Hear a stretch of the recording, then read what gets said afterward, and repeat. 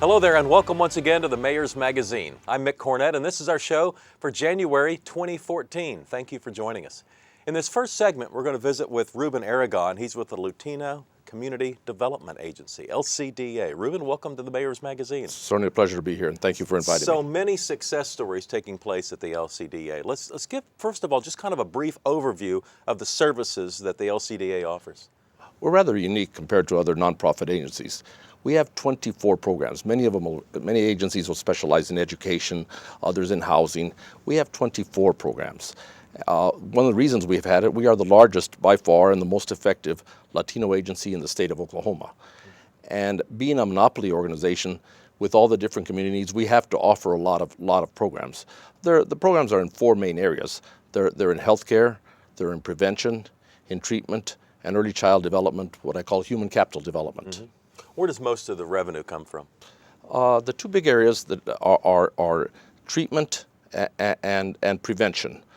We just received a very large recent grant for home visitation programs. This is where we'll have people in partnerships that we've done with OU in the past, where we go to the homes and teach these young mothers how to raise their kids. First of all, prevent any type of abuse.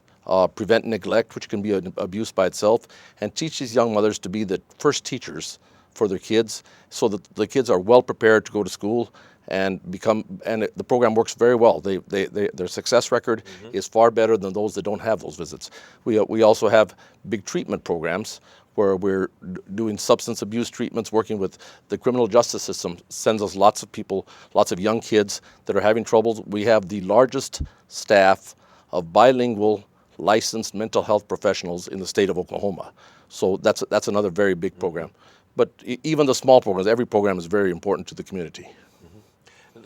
Those two areas you talk about, the in-home visits and the drug abuse intervention, they're trying to help people who might have some level of addiction or problems with drugs in the home.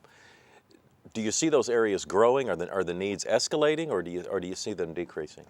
Well, everything grows for us because our population is growing tremendously. I mean, when I came to Oklahoma City in 1979, Latinos were a very small part of the population. They're 18% of the population now. Half the students in the Oklahoma City public schools are there. So because of rising population, we're going to see rising needs in all areas. But we don't just work, while those are dealing with some of the trouble problems, we also work to create the superstars of the future. We have leadership training. We start from the very young ages. We have the highest rated bilingual infant, toddler, early Head Start program in the state, the highest rated, the only 3-star rated program of that nature in the state. And we start at 6 weeks old, they come in. By 3.5 years, these kids are speaking English and Spanish at a vocabulary level much higher than their age group. So we like to start early in childhood development, and then we have other programs that we deal with teens. We have Latino clubs. We work with OSU through 4-H clubs, all trying to create human capital development. You must have a large staff to be able to handle all this. Our staff is large, but it's growing larger. We had 52 people a year ago. We're up to 74, and we've got 6 vacancies, so we'll be up 80 people. And that's staff people. We have a large army of community volunteers on top of that carry out a lot of our services. Which areas are causing the growth in staff? We just received a big grant, $500,000 grant for the home visitations, and the treatment area is growing. We also offering a new service through our healthcare programs. We were selected as one of the navigators for the Affordable Care Act, and so we've added staff in that area. Actually, every one of our programs has grown. And I assume you, along the way, interact with a lot of people on the city staff, the planning department, the police department, the fire department. How is that interaction going? That interaction's gone very well. We interact not only with city staff, we try to interact with everybody. We could not carry out our programs without partnerships with many organizations. We have one of the best women's cancer prevention programs. We couldn't do that without partnerships with Mercy, with Mary Mahoney. These are women that can't afford mammograms. We arrange it, and we couldn't do that ourselves. So we partner with many organizations, and leveraging partnerships is really key to our success. And immunizations, I know, are key to LCDA's mission as well. Yes, we do. We're the most trusted agency for Latinos. Lots of these immunizations, they could go to the city or the county to get those immunizations. But they don't trust those areas, so they come to LCDA. Now, actually, the people that are providing those are the city and county people are coming to LCDA to provide those immunizations. We're the gathering point, we're the trust point, so that's another area where a city-county partnership works very well with the LCDA because we can attract the people. Mm-hmm. How about citizenship in those types of areas? Are you having excess in those areas? We don't, for all our services, we don't ask for documentation. We do encourage people to vote. We encourage people to sign up for citizenship. But that's the political end has not been a big emphasis for us. We're really trying to concentrate on community development.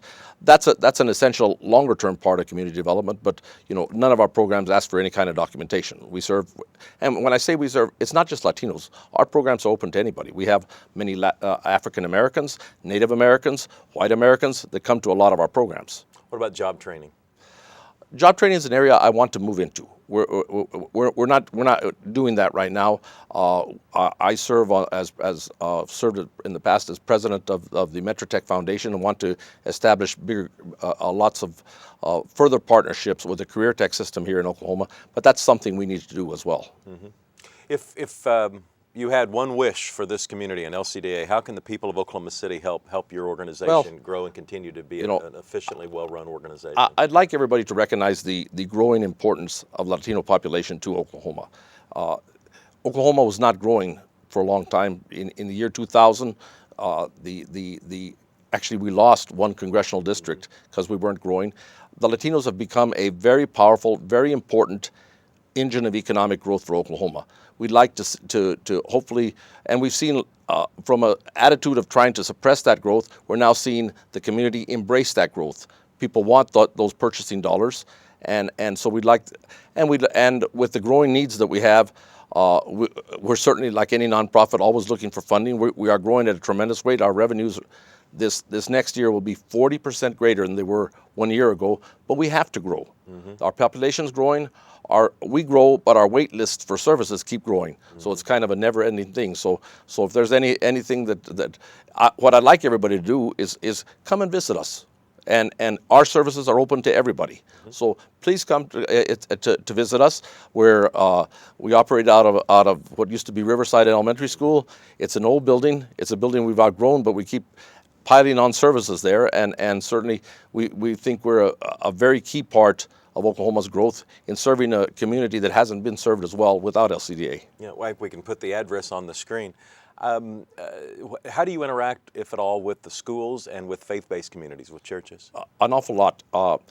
Lots of our programs, especially with the Oklahoma City schools, and one of our board members is the assistant superintendent, Sandra Park, of the Oklahoma City schools.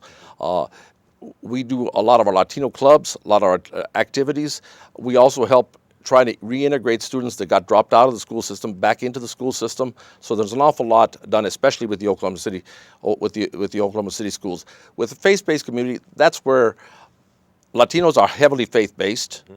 and that's where we do an awful lot of outreach work for our cancer prevention programs. We reach the women there. We go out. Lots of the work is done at the agency, but an awful lot more is done in outreach, where our people are going out to different churches to help women understand the cancer prevention programs we have. So we do an awful lot of outreach, and Oklahoma being a faith-based city, is certainly that's the place to go to find the people. Ruben Aragon, you heard him. He said, come by and see us. He wants you to come by and visit the LCDA and appreciate all the many services that they're offering to the Latino community. Ruben, thank you for your service to our community. Well, I appreciate being invited, and thank you very much. Absolutely. Ruben Aragon with the LCDA. We'll have more on the Mayor's Magazine right after this. How You Can Go Green, brought to you by the City of Oklahoma City. Use reusable containers and products. Use a ceramic coffee cup at work. Say goodbye to styrofoam. It will last forever in a landfill. Take items such as old paint, pesticides, automotive fluids, and cleaning products to the Household Hazardous Waste Collection Facility. Swap your unwanted products for something you need. For more information about the city's Household Hazardous Waste program, visit okc.gov. Welcome back to the Mayor's Magazine. In this segment, we're going to look at a specific area of northwest Oklahoma City that is trying to get its business leaders involved in the resurrection of an incredibly wonderful neighborhood in Ward 3. And with us is Kimberly Lowe and Barbie Smalley. Welcome to the Mayor's Magazine. Well, thank you for having us. Yeah, and very much so. Now, Kim, before we talk to Barbie, why don't you talk a little bit about how you got involved in this effort of taking the Windsor Hills neighborhood and the great neighborhoods that surround it, and trying to say, you know what, we can do better. We need to get more involved in our community and take it from there. Well, I had been the president of the Windsor Oaks Neighborhood Association for several years, and in January of 2001, Ward 3 Councilman Larry McAtee had a what-if party at his house, and he talked a lot about the successes of the Windsor area, a lot about its history and the good old days and how things were like, and he saw that there was a change that had happened, and he was looking at what the Northeast 23rd corridor had planned from I-44 east to the Capitol, and said, what if we did something like that? You know, what if we all came together and planned a vision for what this area could be again? And so that's where it started. I mean, he really sparked a passion in me that said, yeah, I mean, what if? It's all our imagination, our dreams, whatever we want to do. And Barbie, you've come in to kind of help connect the businesses that are involved in this. Correct. I'm out in the fields, and I'll visit, 10 to 15 businesses a day just to come in and say, hey, how are you? This is who we are, introducing what we'd like for the area and to help build their business, as well as a community for the surrounding neighborhoods. And Kim, you're in kind of the advertising PR side of the world, and so you immediately understood how important the brand is to Oh, this most effort. definitely, most definitely. And it became a spot of commonality, that we could have gone without a marketing or branding campaign and just began to engage businesses, but without some focal point, it's sometimes hard to get everybody on that same page. How do you physically describe this area? What are the boundaries? The boundaries are from Northwest 20th to Northwest 26th, from the Bethany limit, which is Peniel, all the way to I-44. So it's a rather large area, 4.3 linear miles, and then of course the distance north of south that we take in on either side of 23rd. So 6 blocks north and south of Meridian, largely, and then so is that a mile east and west? Roughly, mile Roughly, and a east and third. west. And how many businesses are in this area, Barbie? Probably close to about 260 or so, and growing, though. Yeah, we started out with how many?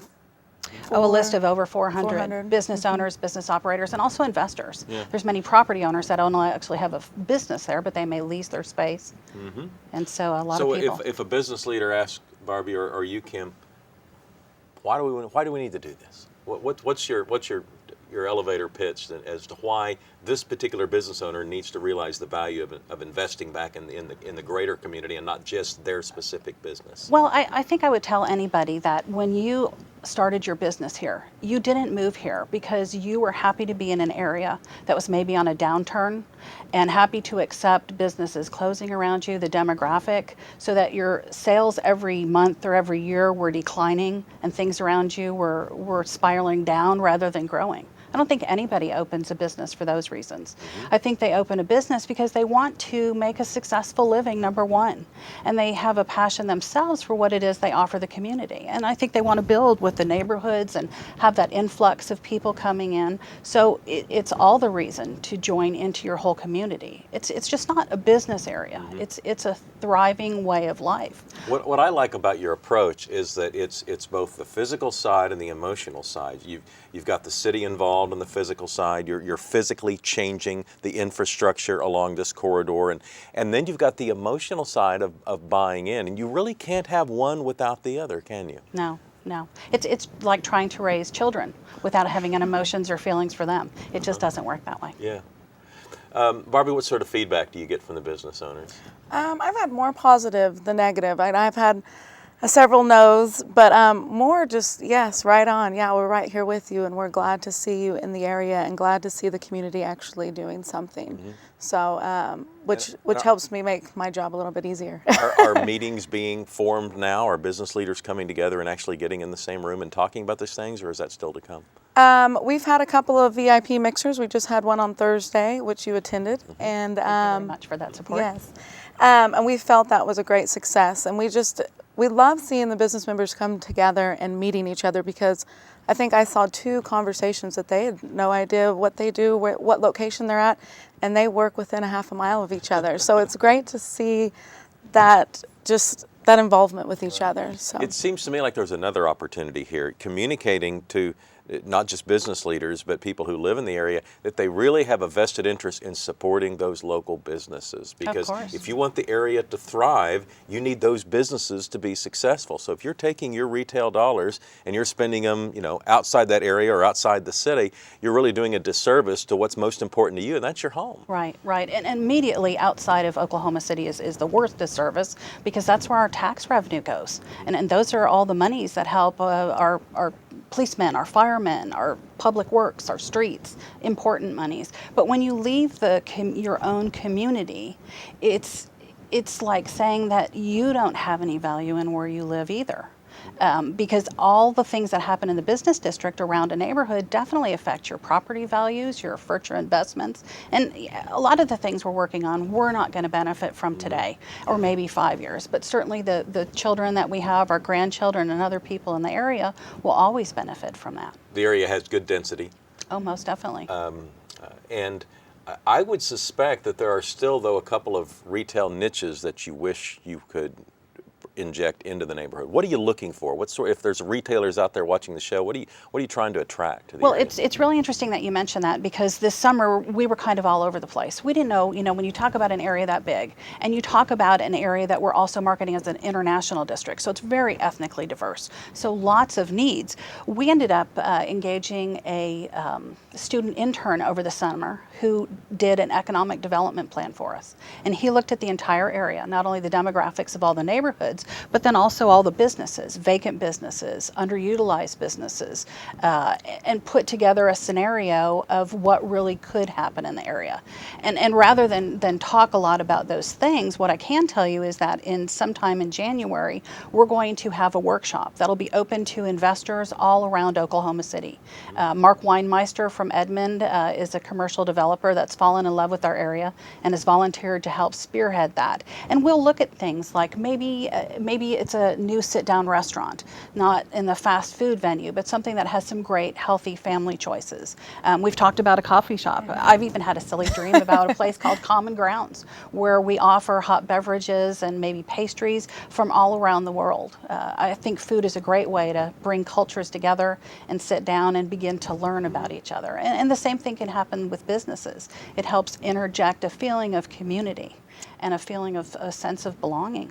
Well, first of all, thank you on behalf of the citizens of Oklahoma City for your work in this area. But I think your story is a great example of how neighborhood leaders can work with their city council representative to work with the city on the greater good of the community. And one neighborhood at a time. You excel one neighborhood at a time, and all of a suddenly your schools are starting to do better, and other public elements start to do better and we're all in this together. Yes, and I have to attribute a lot of that to your leadership, Mayor. You have a style that makes people feel comfortable with sitting down and talking to you like we are today and being engaged. And I've lived in several cities around the United States. I wasn't born here, got here as fast as I could. But it's a city that embodies that spirit of let's just get together, push up our arm sleeves, dig a hole in the ground and make something happen. And every one of your staff and every one of your departments that you have are phenomenal people that not only do their job during the day, but they volunteer to come to events at night, help us on the weekends, and we couldn't do it without them. So thank you for that. I appreciate all those kind words, and I'm hoping this can be an inspiration to inject the same level of enthusiasm into other neighborhoods in Oklahoma City. So Kimberly, Lowe, Barbie, Smalley, thank you both for what you're doing, and thanks for coming on the Mayor's Magazine. Thank you. And we have one segment to go, so stay with us. How You Can Go Green, brought to you by the City of Oklahoma City. Reduce the amount of waste in your home by reusing shopping bags or buying items that have less packaging. Drink tap water in reusable bottles. Help eliminate plastic water bottles in our landfills. Conserve water. Water the lawn only when it needs it, and in the early morning or late afternoon. For recycling information and other green tips, visit okc.gov. Welcome back to the Mayor's Magazine. In this segment, we're going to meet Michael Owens, who is charting a new course with the Ralph Ellison Foundation. Michael, welcome to the Mayor's Magazine. Well, thank you so much, Mr. Mayor, for having me. It is great to have you here. Ralph Ellison, of course, the Oklahoma City born, Oklahoma City educated author. His famous work, The Invisible Man from 1952, still one of the great classics of American literature. And I think it's wonderful that you've put together this foundation to not only, talk about what he did, but to talk about what still can happen in his memory. Absolutely. And, we're in his centennial celebration year, his 100-year birthday. And thank you so much for proclaiming March 1st of this past year, Ralph Ellison Day in Oklahoma City, which was a kind of the highlight of starting off the centennial celebration. And this is kind of a creation. I need to give credit to Oklahoma City University and President Henry for allowing them to be the impetus for starting the celebration. And so I was just brought on board, and Tracy Foriani, Dr. Foriani, is the chair of that particular committee. But we knew we could not accomplish everything within that year. And so many things we wanted to do to honor him. And out of that comes this idea of a foundation. And so we've been working on that. We've been able to establish it. We're working with the Oklahoma City Community Foundation.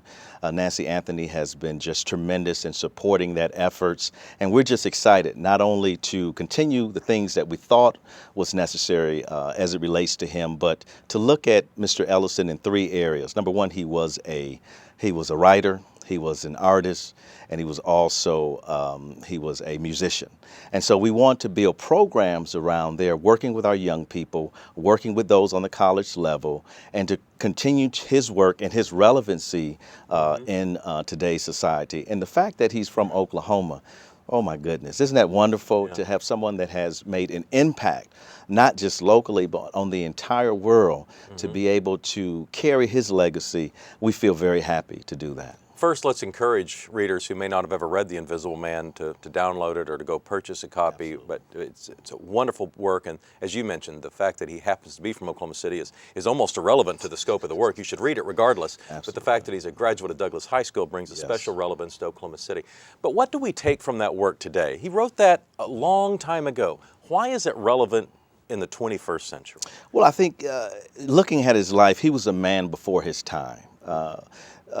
There is, of course, the idea of race and how he deals with that. The ideal of invisibility, of not being recognized in society, your talents, your gifts, the nature of your humanity not being seen. But even beyond that, it's great literature, the writing itself. We no longer, I shouldn't say we no longer, but it's hard to find quality literature, challenging literature.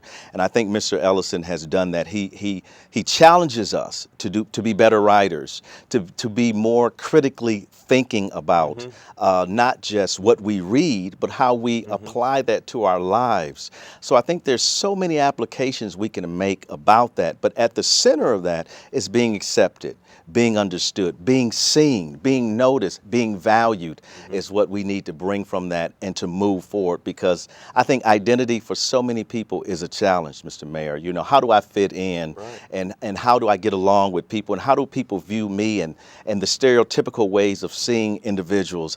I think it challenges us to revisit that, and he's still relevant. I mean, you know for yourself, you're a lover of Ralph Ellison like I am, and that book is timeless, in my opinion. He was so gifted. What do we know about how he became such a wonderful writer? Do we the early days of well, he Ralph wanted to be a musician. I mean, that was his. I mean, at Douglas High School, of course, he studied music, and he made his way down to Tuskegee, and he was still focused on music, but not until really he got to New York, and he started to be around other writers, and he started writing short stories and so forth, that he started to get interested in writing. But clearly, looking at his work, it was always there. It was an expression, whether it was musical or it was oral or was written. The expression was always there in him. And he relates a lot of his writings, and this is what Oklahomans need to understand, to Oklahoma. A lot of that imagery, a lot of the segue-ness of his writing had a lot to do with his experience and his love of Oklahoma. Well, it's interesting because he grew up in a segregated Oklahoma City. Was he a bitter man? because of that experience? I think, yes, I think so. I think to say no would be Wouldn't make him human. dishonest. Oh, Yeah, absolutely. that's right. And so I think he was, but I think he grew out of that to appreciate Oklahoma, especially when the library itself was dedicated to him and in his name. He was very honored by that. Dr. John Callahan, the executor of his estate, talks about how honored he was to have that in his name and how that really helped him kind of embrace some of that history here and to see the progress. But anyone that came up in that type of situation, I think, would harbor some level of bitterness. But Ralph Ellison was beyond race, though. He did not want to be known as a good black writer. He wanted to be known as a good writer. And clearly, although he wrote about race, he was beyond that. In his view, that people are people and they should be treated that way and accepted, I think is another message we need to take into the 21st century. Well, no question you're wanting to grow the Ralph Ellison Foundation. Who should be involved? Who are you trying to recruit? Is it lovers of literature or lovers of Oklahoma City Public Schools? Or who do you want to draw into your organization? Well, we want to bring in people, number one, that love literature, I think, but not just that type of harmony in literature, but that harmony in music as well. So those that are lover of the arts, because he was his artist. I think if you look at him in 360 degrees, everything had a rhythm about itself, even his writing. And so we want to attract those that that want to move our country in a more diverse way, a way that brings us all together, a way that moves us beyond the archaic way of thinking about life and race and to a new day where we can embrace each other. And so, yes, we want to reach out to the Oklahoma City Public Schools. Definitely, they need to know about him. And I think some of the literature programs that we are talking about will benefit them. But scholars, on March 8th, Oklahoma City University is going to be dedicating a day of the symposium to scholars that are going to talk about Mr. Ellison's life and his relevancy. And we want to continue that as a foundation. So we want to make a mark that Oklahoma, yes, we have great football, we have great basketball, but we have some intellectual people here. We have scholars here, and we want to be part of bringing that message to the world and letting people know that they can come here as well for those type of for intellectual capital in the city. So all types of people, Mr. Mayor, we want to reach out to and make a difference. How can they contact you? What's the best way to get more information? Well, right now you can go to RalphEllisonCentennial.com. The website has all our up and coming events. February 8th, we have the gala for Mr. Ellison. Dr. John Callahan will be coming down. Executor of his state will be the keynote speaker. And so they can go to the website. There's information there. They can contact us, Dr. Tracy Foriani at OCU. They can reach out to her. And we will establish, moving forward, a website, a Facebook page, and so forth. So that is up and coming. And I must mention this. Congressman Langford did a 2-minute speech about Ralph Ellison's centennial celebration on the House floor. It is on the website. It is remarkable. I did not know you could take 2 minutes and do something so profound as he did, but it was historic. And I would just encourage our audience to go out and listen to that speech, because I think he summed it up beautifully in how we should look at Mr. Ellison and how relevant he is moving forward. Michael Owens is with the Ralph Ellison Foundation. Thanks for your work, and thanks for coming on the show. Thank you, sir. And that's going to do it for our January edition. Thank you for joining us. We'll be back in February with another edition of the Mayor's Magazine.